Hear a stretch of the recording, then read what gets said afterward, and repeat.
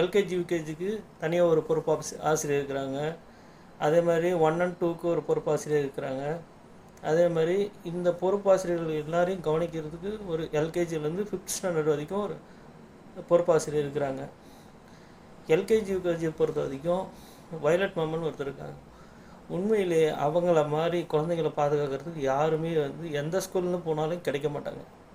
எங்களுக்கு அவ்வளோ அருமையாக எங்களை மட்டும் இல்லை, அனைத்து குழந்தைகளையும் அவ்வளோ அருமையாக பார்த்துக்குவாங்க.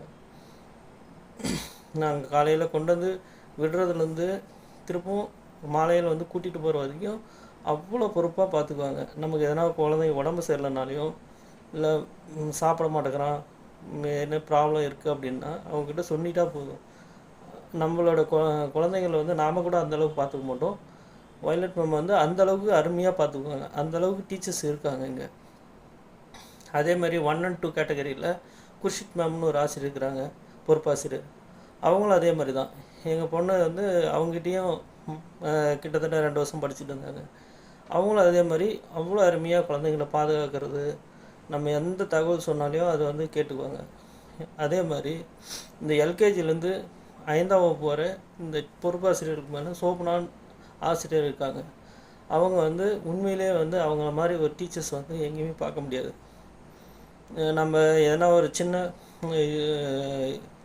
பசங்களுக்கு ப்ராப்ளம் இல்லை சப்ஜெக்ட் எதனா ஓரியன்டாக ப்ராப்ளம் அப்படின்னு சொல்லிட்டு சொன்னோம்னா அது பெற்றோர் நம்ம சொல்கிறத உள்வாங்கிட்டு அந்த கருத்தை நமக்கு ப்ராப்ளம் சால்வ் பண்ணி கொடுப்பாங்க. அவங்க மாதிரி நம்ம இங்கே எங்கேயுமே எந்த ஸ்கூல்லையுமே பார்க்க முடியாது. அதே மாதிரி இங்கே இந்த பள்ளியில் காலையில் நம்ம கேட்டில் விட்டுட்டு போகிறதுலேருந்து திரும்பவும் ஈவினிங்கில் கூட்டிகிட்டு போகிற வரைக்கும் அவ்வளோ பாதுகாப்பு இருக்குது. நம்ம உள்ளே கேட்டில் என்ட்ரு ஆகிறதுலேருந்து நம்ம மற்ற பள்ளியில் பார்க்கும்போது அந்த மாதிரி பாதுகாப்பு நான் பார்த்ததில்லை. ஒவ்வொரு டீச்சர்ஸும் அவங்கவுங்களுடைய வேலையை அவ்வளோ அருமையாக செஞ்சிட்ருக்கிறாங்க.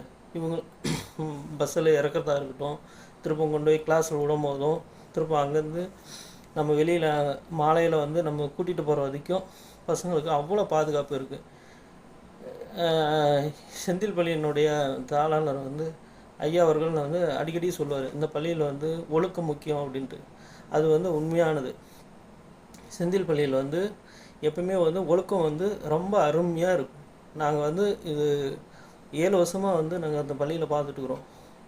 ஒழுக்கம் பசங்களுக்கு ரொம்ப ரொம்ப ரொம்ப ரொம்ப இம்பார்ட்டன்ட்.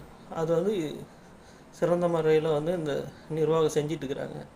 அதே மாதிரி நல்ல காற்றோட்டமான அறை, பிள்ளைங்களுக்கு பாத்ரூம் போகிறதும் இல்லை ஏன்னா உடம்பு சரியில்லைன்னா கூட இங்கேயே மருத்துவ வசதி இருக்காங்க.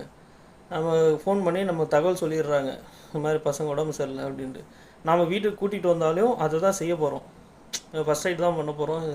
இல்லை ஒரு உடம்பு சரியில்லை அப்படின்னா மாத்திரை கொடுப்போம். அது எல்லாத்தையுமே இவங்க பார்த்துக்கிறாங்க. உண்மையிலே ஒரு பெற்றோர் செய்யக்கூடிய அனைத்து விஷயத்தையுமே இங்கே இருக்கிற பொறுப்பாசிரியர்கள் மற்றும் டீச்சர்ஸ் எல்லாருமே அதை செஞ்சிட்ருக்கிறாங்க. அது மட்டும் இல்லாமல்